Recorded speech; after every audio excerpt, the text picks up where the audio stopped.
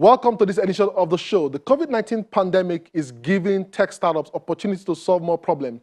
My guest on the show is an ecosystem leader in the UAE, and he joins to share his thoughts on how technology startups are taking advantage of the opportunities in these difficult times. We have a lot lined up for you, but first, let's kick off the show with some tech news and updates. I am Chukwemeka Agbata, and this is Tech Trends.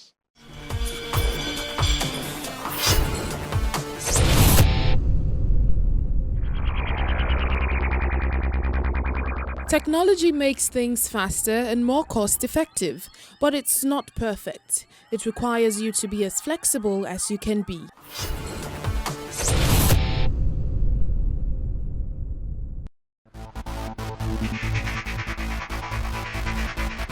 Doci, a Nigerian-based healthcare platform, is seeking to connect healthcare professionals to people that need medical advice and support. From the comfort of their homes and at the touch of a button, users can request an appointment with a doctor via the app. Like some other countries in Africa, access to healthcare in Nigeria can be challenging, so the idea was born out of the need to close the accessibility gaps of traditional channels. What we're trying to do with Doci Healthcare is to solve the problem of healthcare accessibility.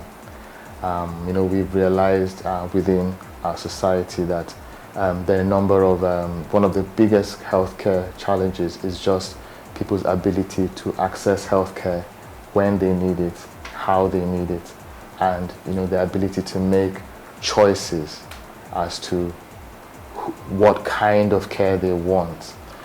Typically now, the only choice people have with accessing healthcare is you walking over or driving over or taking transportation to the closest healthcare center. That's all you can do, and whatever you see when you get there, you have to just go with the flow and accept it. What we would like to do is to make it possible for people to have more choice on how they access healthcare. The health tech platform is also an avenue for healthcare professionals to network and share tips with an intent to reduce waiting times, address problems of access, unpredictable costs, and choice of provider, among others. A recent innovation in Nigeria aimed at tackling health needs and challenges in the country using technology. The Doci Healthcare app, you can make decisions about the kind of healthcare professionals you want to see, the gender of the healthcare professionals you want to see, even the language that you would like to converse with a healthcare professional in. So it gives you more choices, it gives you more flexibility. It takes away the fact that you don't have to now go and queue up to get a card to see a doctor. You book a doctor when the person is available. Once you have a conversation with the general practitioner, either by voice, either by chat or messaging, that healthcare professional, either he provides you with solutions or he points you in the right direction. Whether you're going to be able to see a specialist, or you're going to be able to, or you need to go for a lab test, or he could just generally prescribe what you need to do to get treated. By merging healthcare with technology, the digital platform seeks to improve people's access to healthcare. In Doci Healthcare, we have the founders of Doci Healthcare are tech people as well as people in the healthcare space. We have a certified medical doctor as part of our founding team. We also have people in technology as part of our founding team. So what we've been able to do is to merge those two disciplines together so that we can provide a solution that makes sense for everyone. Although the founders say their goal is to improve the traditional methods, George says a lot of convincing comes into play when getting the public to use the app. We have looked at the whole process of accessing medical healthcare. We have looked at every step of the way, and we've realized that there are a number of bottlenecks that exist for people.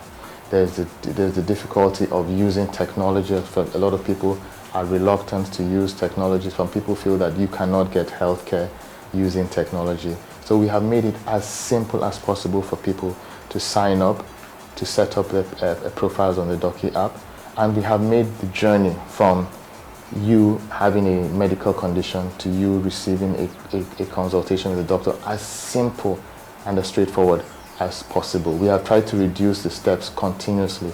Another problem with accessing healthcare, the way people do online, is how are you sure you're talking to certified, licensed, credible medical practitioners. So we have a partnership with the Medical and Dental Council of Nigeria to ensure that only certified medical doctors with the council are set up on Doci. So we're very, very stringent about the doctors and the healthcare professionals that we have on the platform. Funding is a general challenge many startups face, but for this healthcare startup, there's more. They say some doctors are skeptical about their method.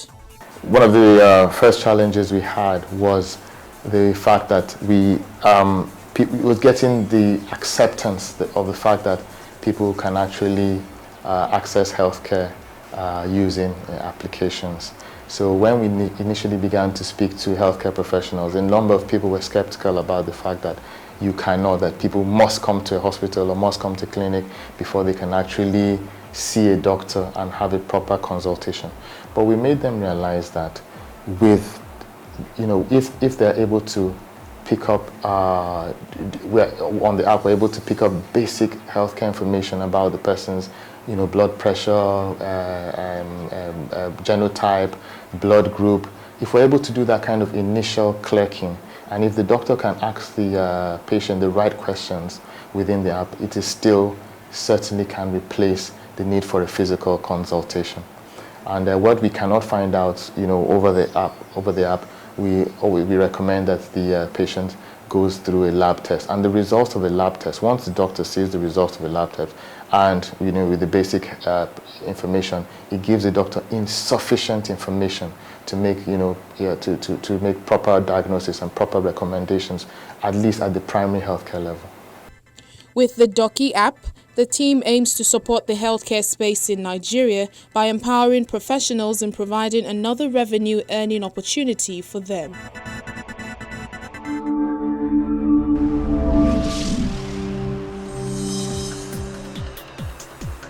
A Russian company has presented a newly developed model of flying taxis meant to go into mass production in 2021.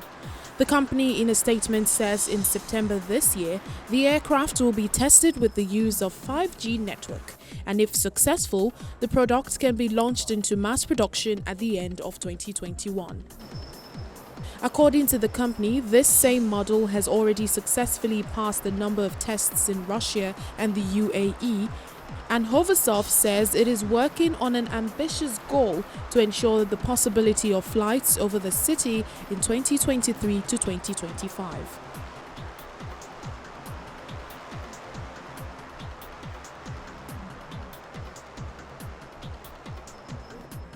Back in 2017, Hoversoft made a deal with the Dubai police, giving it its first production copy of the Hoverbike S3, a single-seat personal drone, which according to the CEO of Hoversoft, Alexander Atamanov, was a much more extreme model.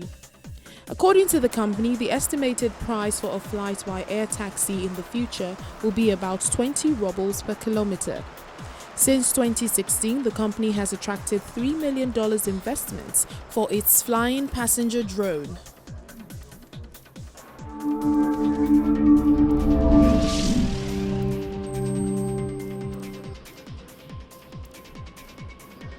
A vending machine that offers COVID-19 home test kits to the public, the first of its kind in the United States. Wellness for Humanity has unveiled the vending machine at its new flagship wellness location in New York City.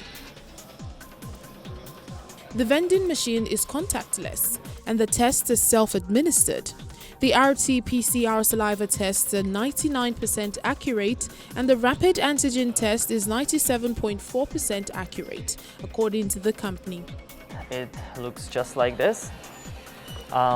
This is our PCR saliva, and essentially as soon as you get home you would open this. Inside there you just simply need a scoop of saliva to be able to have the results. It comes with a shipping label back, so all you have to do is just drop it off at your local FedEx and you're good to go. Results take anywhere from 24 to 48 hours. And something that we also will have in the future is expedited results, so that way travelers or people in immediate need can benefit from it. Co-founder for Wellness for Humanity, Pavel Shutlik, says the goal of the automated vending machines is to give anyone who needs a test access to one. Our core demographic right now is people that need to come back to work, music festivals, or any sorts of gatherings that are hopefully coming soon again. Pavel says they are ready to keep the vending machines stocked to offer 300 to 400 tests per day. Similar vending machines have already been installed in Hong Kong and the UK, and UC San Diego unveiled vending machines that offer tests for COVID-19. But the tests at UC San Diego are only for students and not the general public.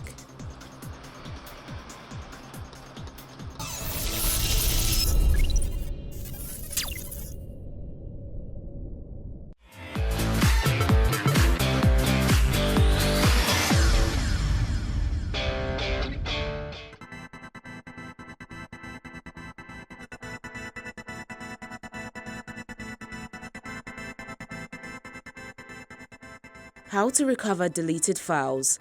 If you have ever accidentally deleted a file or deleted the contents of a file, you know that it can be incredibly frustrating. Fortunately, deleting a file may not be the end of the world. In fact, in many cases, the file is hiding in the recycle bin and can be easily retrieved.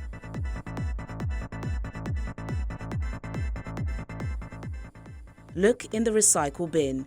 Just double-click on the recycle bin or trash can and you can see everything that's inside. Did you find what you thought you had deleted? Simply drag it back onto your desktop and you're good to go. If it's not in your trash can, then there are a number of other things you can try to recover a deleted file. Hopefully, you have been doing backups. If so, you can recover an earlier version of your file through the recovery service in Backup. Here's how to recover deleted files using file history. If you're not doing backups, hopefully you have turned on File History Backup. If you're running Windows 10, select the Start button, select Settings, Update and Security, Backup, Add a drive, and then choose an external drive or network location for your backups. To restore that important missing file or folder, type Restore Files in the search box on the taskbar, and then select Restore your file with File History. Look for the file you need, then use the arrows to see all its versions. When you find the version you want, select Restore to save it in its original location. To save it in a different place, press and hold or right-click Restore. Select Restore to and then choose a new location. No backups?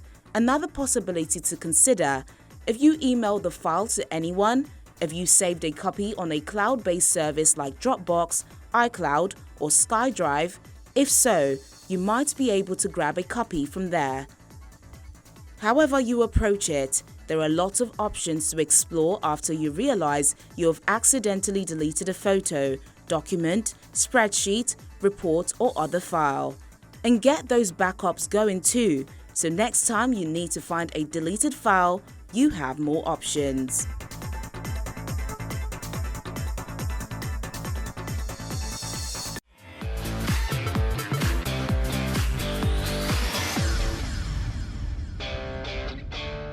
Coming up is my chat with Samir Sutor, founder, Square Circle Global. Stay with us.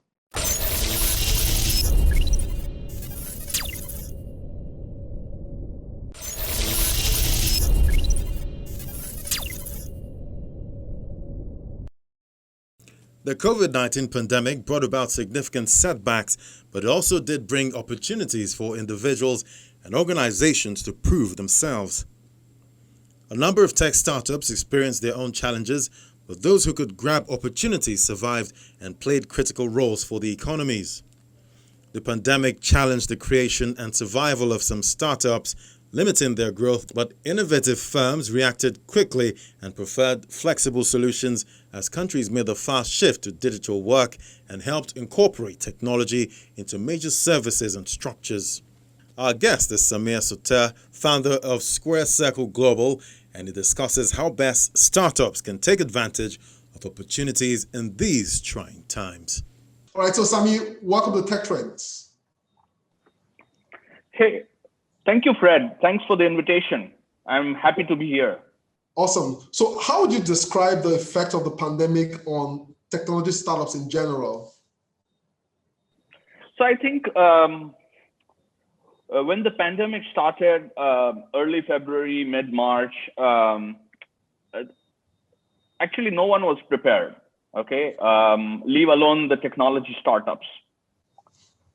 Most of the startups who were growth stage or going from from a seed to a growth stage were actually looking at a solid growth opportunity in 2020. And when the pandemic hit, they were really not very well prepared for a long runway. While as some of the growth companies, including the unicorns, were really wanting to stretch their geographical limits, and basically because of the pandemic, they had to soften their plans or take a back seat on their plans, reconfigure their businesses, and look at a much more leaner business model to help them survive, preserve their runway for a long-term 12 to 18 months.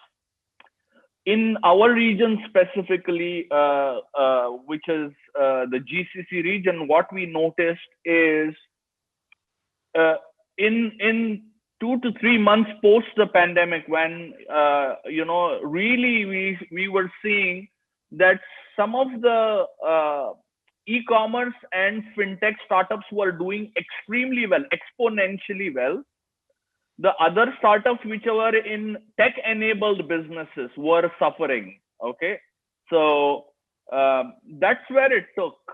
But personally, some of the traditional businesses who tried to come on the e-commerce bandwagon also were preparing their back-end engines to come and join the complete e-commerce race, but their preparedness was not there, and suddenly they thought their retail revenues would suffice, but none was the case, and hence a lot of large retail chains had to actually shut down. We've seen many large retail chains shut down because they were not able to become digital very quickly, and the e-commerce and fintech, because everybody started ordering home, lockdowns and everything else, that made them extremely popular. Quick service restaurant type of things.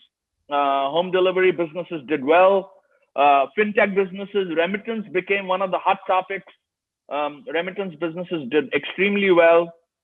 And new business models have arisen during the pandemic. Governments in the GCC region, UAE and the rest of them, are quite responsive when it comes to change around the startup ecosystem.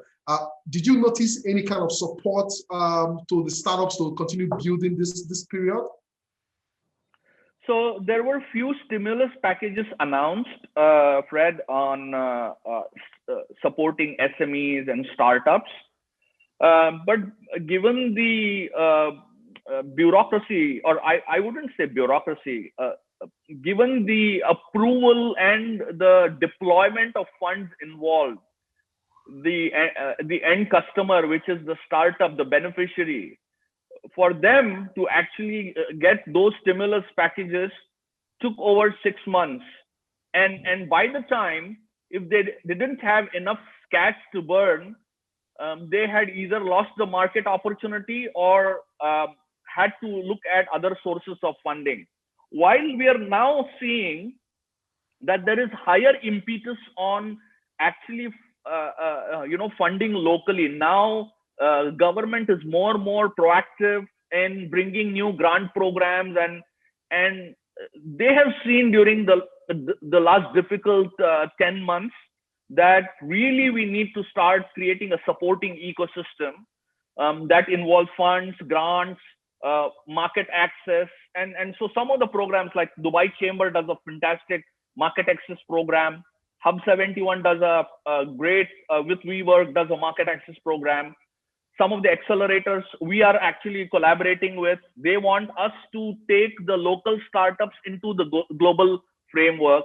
So that is started happening now, and they want to create more awareness into the very early stage programs, so that interesting startups or very innovative startups can be built from the GCC region to the global market. As an ecosystem leader, are there certain startups or verticals that you will place a bet on in a post-COVID world? You mean some of the verticals I would recommend? Yes, you place a bet on or recommend, yeah. Okay. I would place my bets on mostly SaaS startups, B2B startups who are in the field of healthcare or life sciences. This is number one priority.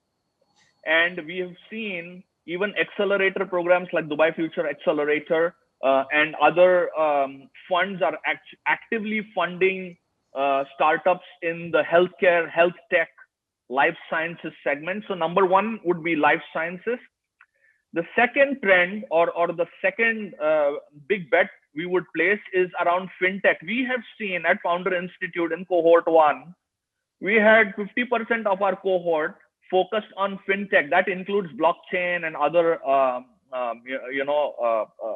mechanisms to enable the gig economy or contactless payment frameworks. Okay, so even our fellowships which we had given had 3 founders were in the fintech space. So fintech is number 2, health tech is number 1.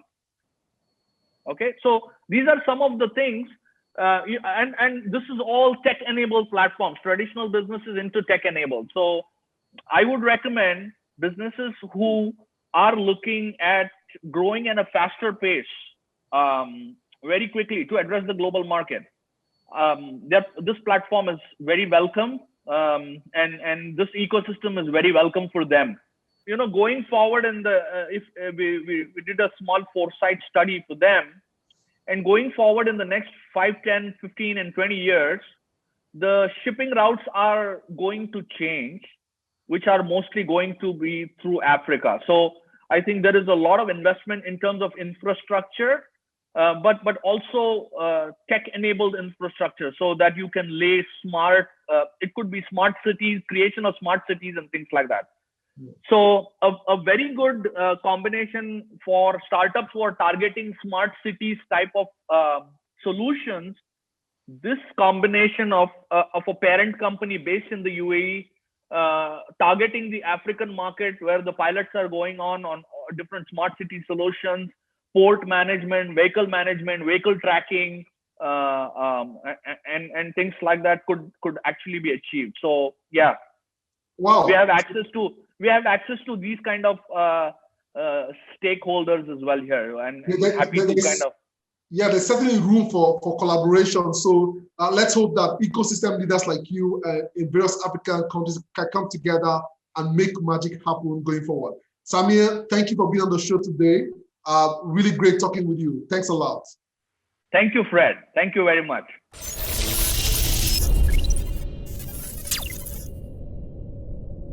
My guest has been Samir Tutor, founder, Square Circle Global. As he mentioned, difficult periods like these are usually the best times to start a technology company that will be focused on solving problems. One big takeaway for me is exploring the possible ways of deepening collaboration between the African and GCC ecosystems. Interesting days ahead, I must say.